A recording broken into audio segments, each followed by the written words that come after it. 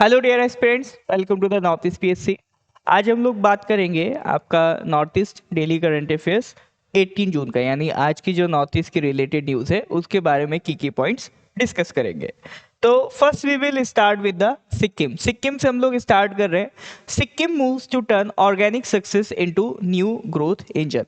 यानी सिक्किम हम लोग जानते हैं ऑर्गेनिक स्टेट है, ऑर्गेनिक प्रोडक्ट्स को ज़्यादा वहाँ पर प्रायोरिटी दी जाती है। तो इसी के रिगार्डिंग जो सिक्किम गवर्नमेंट है, अपना जो ऑर्गेनिक प्रोडक्ट्स है, उन्होंने जो ऑर्गेनिक फार्मिंग में अचीव किया है, अब उससे इकोनॉमिकली स्टेट को बेनिफिट करवाने वाले हैं। इकोनॉमिकली हम उससे कैसे फायदा पहुंचा सकते हैं उसके बारे में यहाँ पर न्यूज़ है। तो ये आपका इसलिए भी इंपॉर्टेंट है कि सिक्किम, ये आप की पॉइंट ध्यान रखिएगा कि Sikkim became the first fully organic state in India. ठीक है, पहले तो प्रीलिम्स के पॉइंट ऑफ व्यू से ये सीधा आप याद रखिएगा, Sikkim became the first fully organic state in India. After achieving this milestone, the state is now focusing on converting its organic agriculture success, यानी organic success उन्होंने पा ली। अब वो क्या कर रहे हैं, अपनी ऑर्गेनिक सक्सेस है उसको ब्रॉडर इकोनॉमिक ग्रोथ इंजन में कन्वर्ट कर रहे हैं through organic tourism, high value exports, agro processing industries, wireless tourism and sustainable development. तो इन सारी चीजों को वो यूज करके सिक्किम की इकोनॉमी को बूस्ट करने का प्लान कर रहे हैं। नेक्स्ट, यहाँ पर समझने वाली बात यह है कि हम सिक्किम में किधर से किधर चेंज देख रहे हैं, प्रोडक्शन सेंट्रिक से वैल्यू सेंट्रिक की तरफ आपका ये चेंज जा रहा है। क्या मतलब है प्रोडक्शन सेंट्रिक वैल्यू सेंट्रिक? देखिए, ट्रेडिशनली क्या होता है, एग्रीकल्चर जो सक्सेस है वो मेजर की जाती थी कि आप कितना ज्यादा प्रोड्यूस करते हो through the use of fertilizers. जैसे जब हम लोगों ने आपका ग्रीन रेवोल्यूशन किया, तो ग्रीन रेवोल्यूशन पे फोकस किसका था? High yield variety seeds, fertilizers, ताकि हम किस पे बात कर सके, प्रोडक्शन पे बात कर सके। वहां कोई क्वालिटी की बात नहीं हो रही है। सिक्किम ने मॉडल दूसरा चुना, यानी प्रोडक्शन सेंट्रिक, जहां हम बस प्रोडक्शन बढ़ाने की बात कर रहे हैं, उसके लिए फर्टिलाइजर्स वगैरह यूज कर रहे हैं। सिक्किम ने दूसरा मॉडल चूज किया, जहां पर उन्होंने किस पे फोकस किया? क्वालिटी पे फोकस किया, सस्टेनेबिलिटी पे फोकस किया, प्रीमियम प्राइसिंग पे फोकस किया। That became more important than the quantity. Next point पे मैं आपसे आऊं तो it shows sorry the state is now leveraging its organic brand to export premium agricultural products. यानी आज के टाइम में देखो, ऑर्गेनिक अपने आप में एक ब्रांड है कि आप कुछ भी ऑर्गेनिक सेल कर रहे हो तो वो एक अलग आपका प्रोडक्ट कैटेगरी बन जाता है। तो वहां पर जो उनके प्रीमियम एग्रीकल्चरल प्रोडक्ट्स हैं उसको वो एक्सपोर्ट कर रहे हैं। Organic food processing industries develop कर रहे हैं। फूड प्रोसेसिंग इंडस्ट्री क्या होता है? जैसे एक मान लीजिए आपने कुछ टोमेटो प्रोड्यूस किया, ठीक है, उस टोमेटो से आपने क्या बनाया? केचप बनाया। तो ये किसका पार्ट है? फूड प्रोसेसिंग इंडस्ट्री का पार्ट है। इससे किसको प्रमोट करेंगे? Eco tourism, farm tourism. वो अपने सिक्किम के आपका जो फार्म है वहां पर टूरिस्ट को बुलाया जाएगा, टूरिस्ट को दिखाया जाएगा कि किस तरह से आपका सिक्किम में ऑर्गेनिक फार्मिंग होती है। तो इससे जो सिक्किम का टूरिज्म है वो भी आपका इंक्रीज होगा। तो आज के टाइम में अगर हम बात करें, जो एग्रीकल्चर है, it is no longer viewed merely as food production but as a part of large economic system.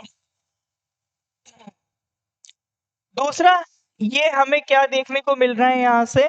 Sustainable development model. तो सिक्किम का जो ऑर्गेनिक ट्रांजिशन है, it demonstrates that environmental conservation and economic growth need not be contradictory. ठीक है, यानी अगर हम लोग इकोनॉमिक ग्रोथ कर रहे हैं, इकोनॉमिक ग्रोथ मतलब ज्यादा फूड प्रोडक्शन होगा तो ज्यादा इकोनॉमिक ग्रोथ होगी। इसका मतलब ये नहीं है कि हम इन्वायरमेंट को नुकसान पहुंचाए, क्योंकि फर्टिलाइजर्स क्या करते हैं, एनवायरनमेंट के लिए उतना बेनिफिशियल नहीं रहते हैं। आप एनवायरनमेंट वाले सेक्शन में अगर जाके पढ़ेंगे, यू विल सी फर्टिलाइजर क्या क्या नुकसान हमारी सॉइल को पहुंचाते हैं, किस तरह से क्लाइमेट चेंज को वो प्रॉब्लमेटिक बनाते हैं। नेक्स्ट पॉइंट, यहाँ पर हमें क्या क्या चीजें इंक्लूडेड है? Biodiversity conservation, soil health improvement, climate resilient farming, sustainable livelihood, green entrepreneurship. यानी सिक्किम जो इकोनॉमिक ग्रोथ अपनी बढ़ाना चाहता है उसमें क्या क्या पिलर्स हैं? एक तो biodiversity conservation, soil health improvement, climate resilient farming, sustainable livelihood, and green entrepreneurship. It reflects the idea of green growth, a concept increasingly emphasized by India and global institutions. Move करते हैं sir next question पे। तो यहाँ से sir term पकड़ते जाना, green growth का idea क्या है, ठीक है, ग्रीन ग्रोथ क्या है। तो इस तरह के टर्म्स हो सकता है आपसे एग्जाम में लाके आपको परेशान करें। तो मेंस पर्सपेक्टिव पे आपसे एक क्वेश्चन प्रैक्टिस कर सकते हो। Sikkim's organic farming model represents a transition from agricultural sustainability to sustainable economic development examine. Next आते हैं, next news is from Assam. Assam से न्यूज है regarding Ambubachi Mela to kick start at Kamakhya temple from June 22। तो अंबुबाची आपका क्या है, एक मेला है जो कामाख्या टेम्पल में हो रहा है। तो that is a very secured event of Assam, that is considered a very secured event of Assam. तो मेला के regarding prelims point of view से ये ध्यान रखना कि ये मेला कहाँ पर होता है, ठीक है। तो अंबुबाची मेला कहाँ पर होता है, आसाम कामाख्या टेम्पल, ठीक है। प्रीलिम्स पॉइंट ऑफ व्यू पे सीधा सीधा एक क्वेश्चन आपसे ये बना सकता है। कब से स्टार्ट हो रहा है, 22 जून से स्टार्ट हो रहा है, ठीक है। कई डिवोटी, साधु, तांत्रिक, रिसर्चर्स और tourist across the India abroad यहाँ पर आपको देखने को मिलेंगे। अब ये मेला किसके अबाउट है, ये जो बाकी के जो हिंदू फेस्टिवल्स हैं इनसे थोड़ा सा अलग है। बाकी हिंदू फेस्टिवल में किसको सेलिब्रेट किया जा रहा है, किसी डीटी की बर्थ या उसकी विक्ट्री को सेलिब्रेट किया जा रहा है। जैसे फॉर एग्जांपल दिवाली, दिवाली क्यों सेलिब्रेट होता है, क्योंकि उस दिन श्री राम 14 साल का वनवास पूरा करके आए हैं। तो वहां पर क्या है, डीटी का विक्ट्री या फिर बर्थ सेलिब्रेट हो रहा है। लेकिन जो अंबुबाची मेला है दैट इज समथिंग यूनिक। ये यूनिक क्यों है, because it symbolizes the annual menstruation of goddess Kamakhya representing the fertility and regenerative power of mother earth, ठीक है। तो उनका जो एनुअल मेंस्ट्रुएशन है उसको ये आपका सिंबलाइज कर रहा है, उसके रिगार्डिंग ये आपका फीमेल डीटी के लिए मेला ऑर्गेनाइज होता है। तो यहाँ पर देखो, वैसे तो एक ये रिलीजियन का फेस्टिवल है, तो ये हमारे एग्जाम पॉइंट ऑफ व्यू से क्या इंपॉर्टेंस रखता है, तो ये आप समझ लो। एग्जाम पॉइंट ऑफ व्यू से हमें यहाँ क्या क्या चीज़ें समझनी है। फर्स्ट चीज़ तो समझनी है फेमिनाइन पावर एंड सोसाइटी, ठीक है। फेमिनाइन पावर क्या है, जैसे अंबुबाची को अगर आप देखोगे, ये मेला क्या कर रहा है, मेंस्ट्रुएशन को एक सेक्योर्ड फेनोमेना रिकॉग्नाइज कर रहा है एज अ सेक्योर्ड फेनोमेना। तो एक जो मेंस्ट्रुएशन को लेके सोसाइटी में स्टिग्मा है आज के टाइम में, वो उसको डिमिनिश करता है, वो उसको एक दूसरे एंगल से दिखाने की कोशिश करता है। In a society where menstruation often remains stigmatised, the festival represents an alternative perspective celebrating the reproductive power of women rather than marginalising it. तो ये फर्स्ट पॉइंट हमें यहाँ से समझना है। सेकंड पॉइंट ये हम क्या सीख सकते हैं, इकोलॉजी एंड एग्रीकल्चर। ये जो आपका फेस्टिवल होता है it comes with the arrival of monsoon, ठीक है। It coincides with the arrival of monsoon, emphasizing the connection between fertility of the earth and fertility of life. यानी एक साइड पे हम गॉडेस कामाख्या देवी का जो फेस्टिवल है उसको सेलिब्रेट कर रहे हैं, दैट इज सिंबलाइजिंग द मतलब फर्टिलिटी ऑफ लाइफ, और दूसरी साइड मॉनसून आ रहा है that is symbolising the fertility of earth. तो दोनों का ही एक कोइंसिडेंस यहाँ पर कनेक्शन देखने को मिलता है between the fertility of the earth and fertility of the life. Next, cultural anthropology. जो एंथ्रोपोलॉजिस्ट होते हैं वो आप कमेंट में मुझको बताइएगा हु आर एंथ्रोपोलॉजिस्ट, ठीक है। एंथ्रोपोलॉजी क्या होता है, किस चीज़ की स्टडी होती है, एक बार कमेंट में मुझको बताइएगा। तो एंथ्रोपोलॉजिस्ट के लिए Ambubachi serves as an example of how communities transform biological and natural processes into secured cultural practices preserving social values through rituals. Moving on,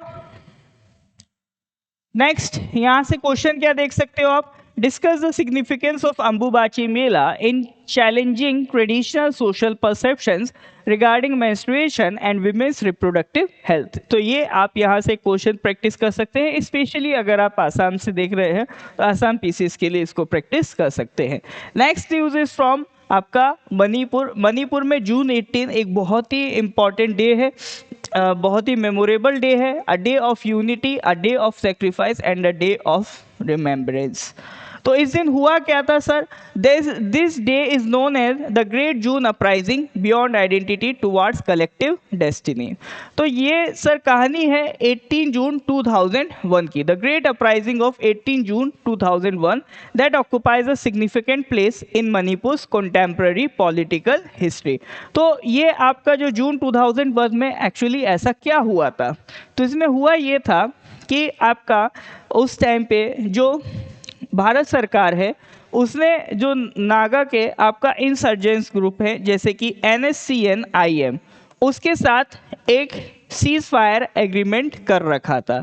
तो सरकार ने क्या कर रखा था, सीज फायर एग्रीमेंट में पहले एक टेरिटोरियल लिमिट लगा रखी थी कि हाँ, अगर जिन ग्रुप्स के साथ वो एग्रीमेंट साइन कर रहे हैं, अगर वो ग्रुप्स इस टेरिटोरियल लिमिट में मिलते हैं तो हम उनको कुछ नहीं करेंगे, अगर वो किसी इस लिमिट के बियॉन्ड किसी और स्टेट में मिलते हैं तो उनको अरेस्ट कर लिया जाएगा।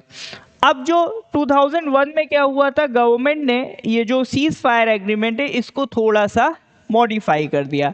मॉडिफाई करके क्या कर दिया था आपका, उसमें जो पहले टेरिटोरियल लिमिट लगी थी कि जो cease fire agreement is valid only for this territory, उसमें वो टेरिटोरियल लिमिट हटा दी थी। ठीक है, यानी कि अगर अब वो उनके जो ग्रुप्स के लोग हैं जिनके साथ सीज फायर एग्रीमेंट साइन हुआ है, अगर वो किसी और टेरिटरी में भी मिलते हैं तो वहाँ भी उनको अरेस्ट नहीं किया जाएगा। तो जो टेरिटोरियल लिमिट वाली लाइन है इसको हटा दिया। तो यहाँ से जो मणिपुर के लोग हैं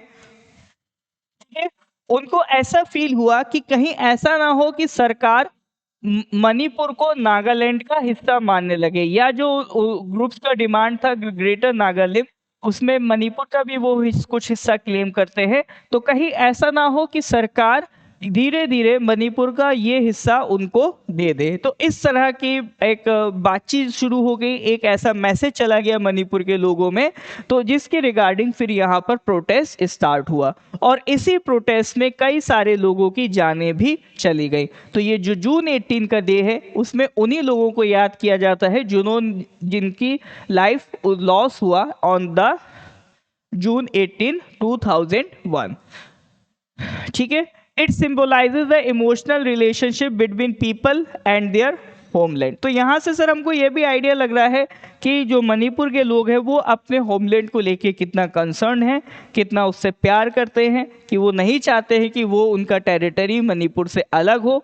इसी वजह से वो प्रोटेस्ट किया और उस प्रोटेस्ट में उनको अपनी जान भी गंवानी पड़ी।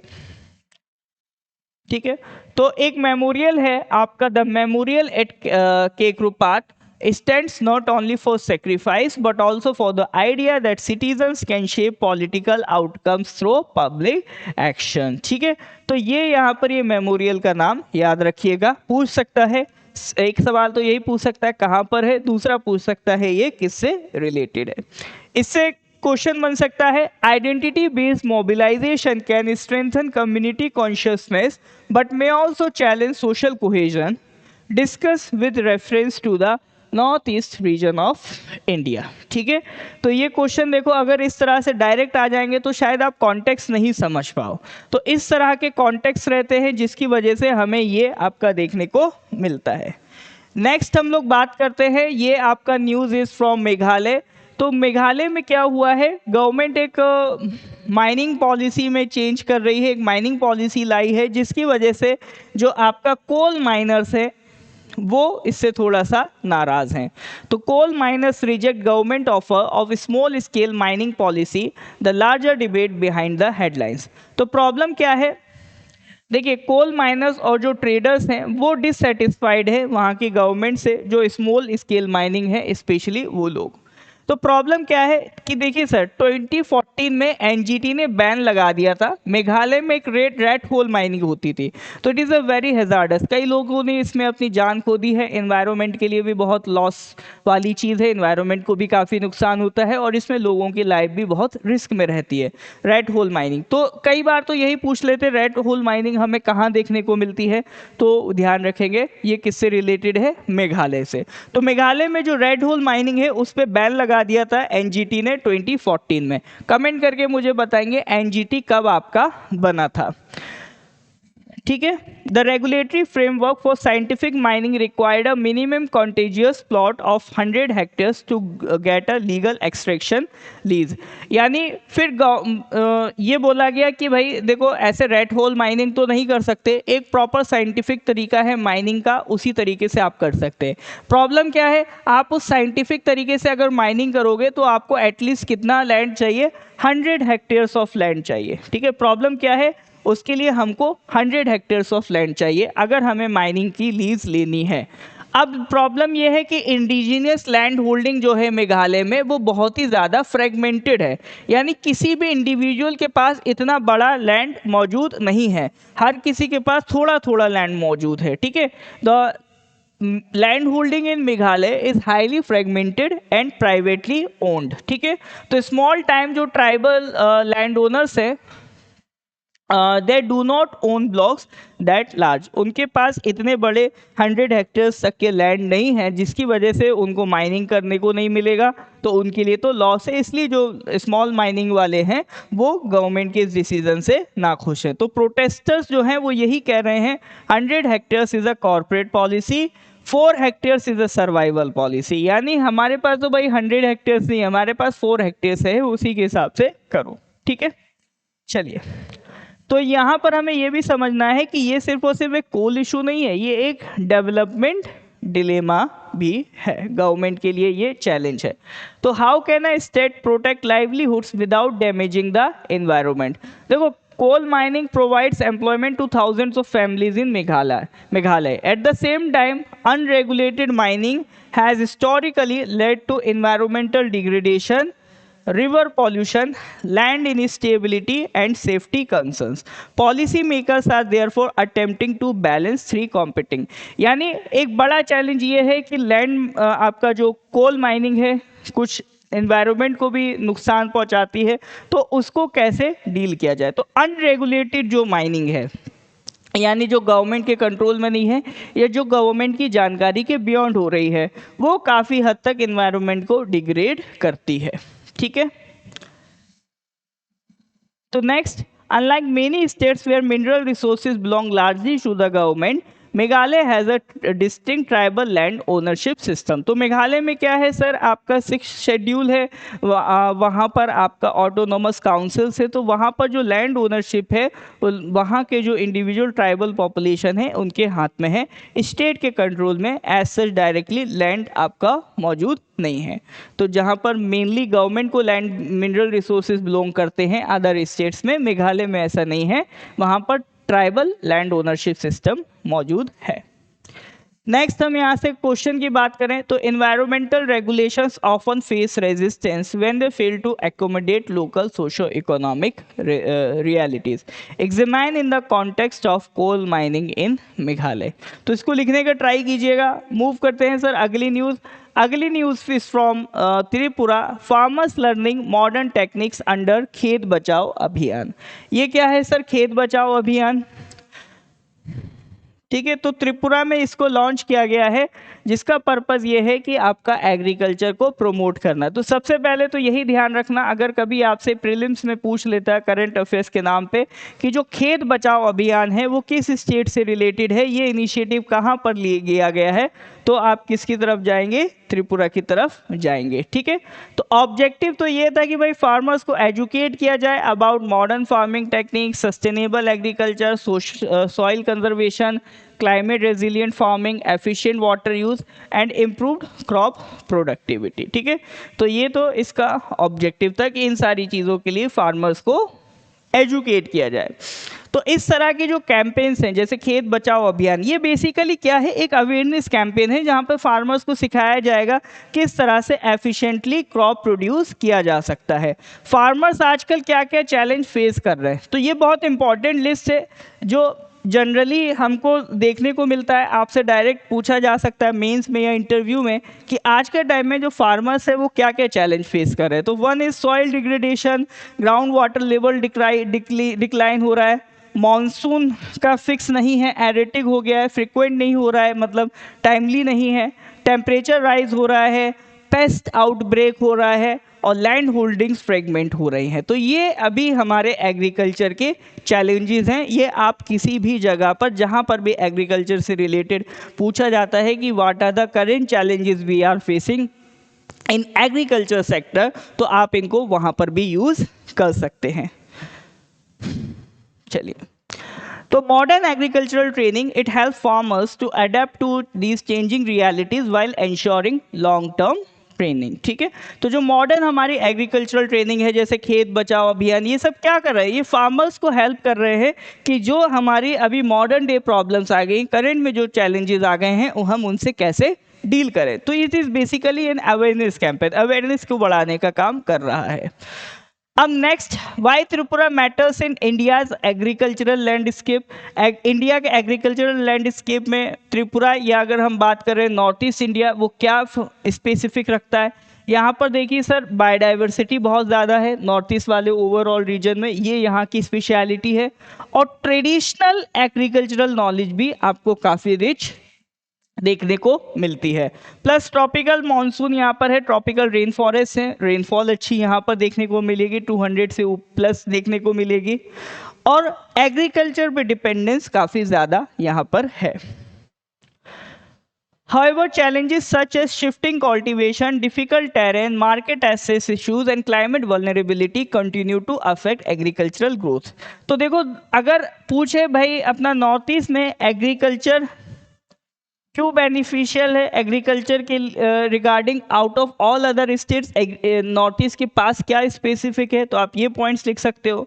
लेकिन नॉर्थ ईस्ट में एग्रीकल्चर के लिए क्या चैलेंजेस है, तो आप मेंशन कर सकते हो shifting cultivation, difficult terrain, market access और आपका क्लाइमेट वल्नरेबिलिटी। ठीक है, तो दोनों ही चीज़ें यहाँ का प्लस माइनस दोनों ही हमने डिस्कस कर लिया। ठीक है, तो अब ये जो वर्कशॉप्स हैं जैसे खेत बचाओ अभियान, ये किसको फोकस कर रही हैं, एक जो गैप है कि सर हम लोग जो प्रैक्टिस यूज़ कर रहे हैं और आज के टाइम में जो प्रॉब्लम्स आ रही हैं, तो उनके बीच में जो गैप है, तो वो साइंटिफिक रिसर्च से फिल करने की कोशिश कर रहे हैं। गवर्नमेंट स्कीम्स का जो गैप है कि गवर्नमेंट स्कीम्स प्रॉपर नहीं पहुंच रही हैं, फार्मर्स की प्रैक्टिकल नॉलेज उतनी नहीं है कि मॉडर्न डे प्रॉब्लम्स के लिए मॉडर्न डे सॉल्यूशंस क्या होने चाहिए। तो ये जो सारे हमारे गैप्स है, इनको फिल करने में ये सारी वर्कशॉप्स हमारा हेल्प करती हैं। नेक्स्ट, अगर क्वेश्चन की बात करें तो India's agricultural future depends not only on increasing production but also on preserving ecological sustainability, discuss in the context of climate smart agriculture and farmer awareness initiatives. तो try करिएगा इस क्वेश्चन को लिखने का। नेक्स्ट हमको आते हैं सर, अपना अरुणाचल की न्यूज़ है, डोनी पोलो एयरपोर्ट ऑब्जर्व्स यात्री सुविधा दिवस। तो आज जो डोनी पोलो एयरपोर्ट है वहाँ पर ये यात्री सुविधा दिवस सेलिब्रेट किया गया। तो अपने अरुणाचल के करंट अफेयर्स के पॉइंट ऑफ व्यू से क्या इंपॉर्टेंट है, यात्री सुविधा दिवस किस दिन सेलिब्रेट हुआ। ठीक है, इट इज आपका 17 जून। ठीक है, सॉरी इट इज आपका 16 जून। नेक्स्ट, इसमें हम बात करें डोनी पोलो एयरपोर्ट ऑब्जर्व्स यात्री सुविधा दिवस। तो डोनी पोलो में जो यात्री सुविधा दिवस जो आपको ऑब्जर्व हुआ, it is by organising passenger centric activities such as traditional welcome ceremonies, passenger feedback collection, sapling distribution under the एक पेड़ माँ के नाम। तो देखो, ये यात्री सुविधा दिवस प्रीलिम्स पॉइंट ऑफ व्यू से इस पे सवाल बन सकता है। तो इसमें ध्यान रखेंगे कौन सा इनिशिएटिव लिया गया, एक पेड़ माँ के नाम। ठीक है, तो इसको ध्यान रखेंगे। दूसरा क्या ध्यान रखेंगे, ऑब्जेक्टिव क्या था, पैसेंजर का एक्सपीरियंस और सिटीजन सेंट्रिक जो सर्विस है उसको स्ट्रेंथन करना है एयरपोर्ट्स पे। तो एयरपोर्ट अथॉरिटी ने हाईलाइट किया कि जो रिसेंट इंफ्रास्ट्रक्चर इंप्रूवमेंट है, क्योंकि अभी देखो जैसे हमारा डोनी पोलो का एयरपोर्ट जो पहले बना था अभी उसको और शिफ्ट करके एक्सपैंड किया गया, वहाँ पे पार्किंग फैसिलिटीज़ भी बढ़ाई गई। तो एयरपोर्ट अथॉरिटीज़ का फोकस है कि एयरपोर्ट सिर्फ और सिर्फ डिलीवर ना करे, सिटीजन सेंट्रिक सर्विसेज भी प्रोवाइड करे, जिसमें वो बहुत अच्छा काम कर रहे हैं। तो यहाँ से हमें क्या देखने को मिलता है कि सिटीजन सेंट्रिक गवर्नेंस यहाँ पर देखने को मिल रही है। तो इस तरह के जो इवेंट्स है ये क्या बता रहे हैं कि जो गवर्नमेंट है वो किस पे फोकस कर रही है, सिटीजन सेंट्रिक गवर्नेंस पे। दूसरा, पहले क्या था सर, एयरपोर्ट्स को कैसे मेजर किया जाता था कि भाई कौन सा एयरपोर्ट अच्छा है, हम उसको कैसे मेजर करते थे, कितना रनवेज है, उसका टर्मिनल साइज क्या है, कितना पैसेंजर कैपेसिटी है, ये सारी चीज़ें देखते थे। बट आज के टाइम में अगर हम बात करें तो किससे मेजर करते हैं, भाई पैसेंजर कितना सेटिस्फाइड है, कितना एक्सेसिबल है, कितना इंक्लूसिव है, ईज ऑफ ट्रैवल कितना है, पब्लिक सर्विस का क्या क्वालिटी है, इन सारी चीज़ों को लेके हम उसको मेजर करते हैं। नेक्स्ट यहाँ पे 3 पॉइंट से रिगार्डिंग डोनी पोलो एयरपोर्ट। तो ये तो हम जानते ही हैं sir, it is located Arunachal में, ये होलोंगी फर्स्ट ग्रीनफील्ड एयरपोर्ट है स्टेट का। दो तरह के प्रोजेक्ट होते हैं, एक होता है ग्रीनफील्ड, एक होता है ब्राउनफील्ड। ग्रीनफील्ड मतलब अगर मान लो कोई खाली स्पेस था जहाँ पहले कोई भी कुछ भी नहीं था, अगर वहाँ कुछ इंफ्रास्ट्रक्चर बनता है तो दैट इज़ ग्रीनफील्ड, मतलब कुछ फ्रेश नया बना है। अगर मान लो पुराना कोई एयरपोर्ट तोड़ के नया एयरपोर्ट बनाया जाता तो वो क्या कहलाता है, दैट इज़ कॉल्ड ब्राउनफील्ड। ठीक है, तो बस ये डिफरेंस होता है। तो ये कैसा है, ग्रीनफील्ड एयरपोर्ट है। और किसके नाम पे है, तो जो अपना अरुणाचल का इंडिजीनियस फेथ है डोनी पोलो, ठीक है, सन मून वर्शिप ट्रेडिशन, उसके नाम पे ये एयरपोर्ट का नाम है। नेक्स्ट यहाँ से क्वेश्चन लिखने का ट्राई कीजिएगा। Citizen centric service delivery has become a key measure of governance quality in modern India, discuss in the context of initiatives such as Yatri Suvidha Divas. Move करते हैं सर, अगले news is from Nagaland. Nagaland first drone workshop held at Kidima. अब ये drone workshop से क्या होगा sir, तो ये कहाँ पर हुआ था, सबसे पहले देख लेते हैं। जो आपका किदिमा विलेज काउंसिल है कोहिमा डिस्ट्रिक्ट की, वहाँ पर ये हुआ था। दूसरा, यहाँ पर ये किसके साथ ऑर्गेनाइज किया गया था, जो नागालैंड गवर्नमेंट का डायरेक्टरेट है साइंस एंड टेक्नोलॉजी DST, उसके अलावा सदर्न अंगामी स्टूडेंट्स यूनियन, ठीक है, इनके बीच कोलैबोरेशन के साथ ये ऑर्गेनाइज किया गया था, जहाँ पर 120 स्टूडेंट्स को ट्रेन किया गया था फ्रॉम 16 स्कूल्स। ठीक है, नेक्स्ट हम बात करते हैं वाई ड्रोन मैटर्स। देखिए, ड्रोन आज के टाइम में बहुत ही यूनिक चीज़ है, बहुत ही सिग्निफिकेंट चीज़ है। जैसे हम बहुत छोटी छोटी चीज़ों में भी ड्रोन्स का यूज़ देखते हैं कि कहीं पर मान लीजिए लॉ एंड ऑर्डर का सिचुएशन हो गया, तो किसी भी रीजन में लॉ एंड ऑर्डर का सिचुएशन देखने के लिए पुलिस वाले यूज़ कर लेते हैं, ट्रैफिक मॉनिटर करने के लिए यूज़ हो जाता है, हम लोग शादी वगैरह में वीडियोस बनाते हैं उसमें भी यूज़ हो जाता है। उसके अलावा अगर हम बात करें दूर से मान लो हिली एरियाज़ हैं, उसमें कोई चीज़ मॉनिटर करनी, उसमें यूज़ हो जाता है। प्लस डिफेंस में तो इसका बहुत ही एक्सटेंसिव यूज़ है। जैसे अभी ईरान और इजराइल जो वॉर हुआ, तो उसमें हमने देखा किस तरह से ईरान ने ड्रोन्स का यूज़ किया, किस तरह से ड्रोन्स की मदद से उसने अमेरिका के इतनी, इजराइल की इतनी हैवी मिसाइल्स को नुकसान पहुंचाया। एडिशनली आपका जैसे जब रशिया यूक्रेन वॉर हुआ था, तो उसमें भी रशिया को बहुत हद तक रेजिस्ट किया था यूक्रेन ने ड्रोन्स की ही मदद से। तो ड्रोन एक इम्पॉर्टेंट टॉपिक, एक बहुत सिग्निफिकेंट टेक्नोलॉजी है आज के टाइम में। तो एक रिमोट विलेज मान लीजिए नागालैंड में है, लैंडस्लाइड हो गई है, रोड्स ब्लॉक हैं, रिलीफ टीम डायरेक्ट नहीं पहुंच सकती, कम्युनिकेशन डिस्टर्ब है, तो ऐसे एरिया में ड्रोन काम आएगा। वो विद इन मिनट्स पूरे वो एरिया के ऊपर फ्लाई कर जाएगा, डैमेज को देख लेगा, सर्वाइवर्स को लोकेट कर लेगा, और मान लो कुछ मेडिसिन वगैरह डिलीवर करना है तो वो उसको भी डिलीवर कर सकता है। नेक्स्ट, ड्रोन्स को ऑफनली बोला जाता है स्मार्टफोन ऑफ द स्काई। ठीक है, तो ये टर्म याद रखना, आपसे डायरेक्ट पूछ सकता है which device is commonly known as the smartphone of the sky, तो इट इज़ ड्रोन। ठीक है, तो यहाँ पर इसमें सिर्फ ये कैमरा नहीं है, पूरा इकोसिस्टम है जिसमें रिमोट सेंसिंग है, रोबोटिक्स है, आर्टिफिशियल इंटेलिजेंस है, data analytics, IoT, precision agriculture, defence technology, ये सारी चीज़ें इसमें इंक्लूडेड हैं। नेक्स्ट, यहाँ से एक क्वेश्चन बन सकता है, ज़रूर लिखिएगा, बहुत मतलब out of all the news एक जो ड्रोन वाली न्यूज़ है काफ़ी सिग्निफिकेंट है आपका, तो इसमें लिखने का ट्राई कीजिएगा। Discuss the role of emerging technology such as drones in improving governance and public service delivery in remote regions of India. तो ये क्वेश्चन लिखिएगा, we will discuss in the next class. तो डियर, ये था आज का news analysis, हम इसको आगे भी कंटिन्यू रखेंगे। अगर आप चाहते हैं इसी तरह से ये आगे चलता रहे तो इस वीडियो को अपना लाइक ज़रूर दीजिए, कमेंट में मेंशन ज़रूर करिए कि किस तरह से ये वीडियो आपको हेल्प कर रहा है।